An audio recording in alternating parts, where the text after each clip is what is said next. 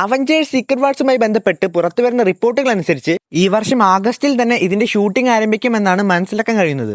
അതേപോലെ Marvel secret വാർസിനെ 2 പാർട്ടാക്കി split ചെയ്യില്ല എന്നുമാണ് അറിയാൻ കഴിയുന്നത്. ഇതിനു മുമ്പ് വന്നൊരു റൂമർ ആയിരുന്നു മാർവൽ സീക്രട്ട് വാർസിനെ 2 പാർട്ടാക്കിയാണ് പുറത്തിറക്കുക എന്നുള്ളത്. പിന്നെ നോക്കുകയാണെങ്കിൽ തന്നെ സീക്രട്ട് വാർസ് എന്ന് പറയുന്നത് കോമിക്സിലായാലും എല്ലാം തന്നെ ഒരുപാടധികം ക്യാരക്ടേഴ്സ് ഉള്ള അതേപോലെ വലിയ വേൾഡ് ബിൽഡിംഗ് ഒക്കെ ഉള്ള ഒരു സ്റ്റോറി ലൈനാണ്. അതുകൊണ്ട് തന്നെ ഇത് 2 പാർട്ടാക്കാനുള്ള സാധ്യതയായിരുന്നു പറഞ്ഞിരുന്നത്. എന്നാൽ ഇപ്പോൾ കിട്ടുന്ന റിപ്പോർട്ടുകൾ അനുസരിച്ച് മാർവലിന് സീക്രട്ട് വാർസിനെ 2 പാർട്ടാക്കാൻ താല്പര്യമില്ല എന്നാണ്.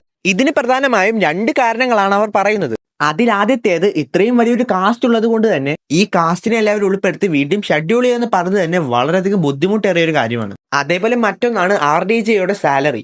ഏകദേശം 100 മില്യൺ ആണ് RDJ ഈ മൂവിക്ക് വേണ്ടി വാങ്ങുന്നത്. അതുകൊണ്ട് തന്നെ ഇത്രയും വലിയ സാലറി വീണ്ടും കൊടുക്കാൻ മാർവലിന് താല്പര്യമില്ല. ഇതുകൊണ്ടെല്ലാമാണ് മാർവൽ ഇത് ഒറ്റ മൂവിയാക്കി പുറത്തിറക്കാൻ തീരുമാനിച്ചിരിക്കുന്നത്. അപ്പോൾ നിങ്ങൾക്ക് എന്ത് തോന്നുന്നു? ഒറ്റ മൂവി ആക്കുന്നതാണോ അതോ 2 പാർട്ടാക്കി പുറത്തിറക്കുന്നതായിരിക്കും നല്ലത്?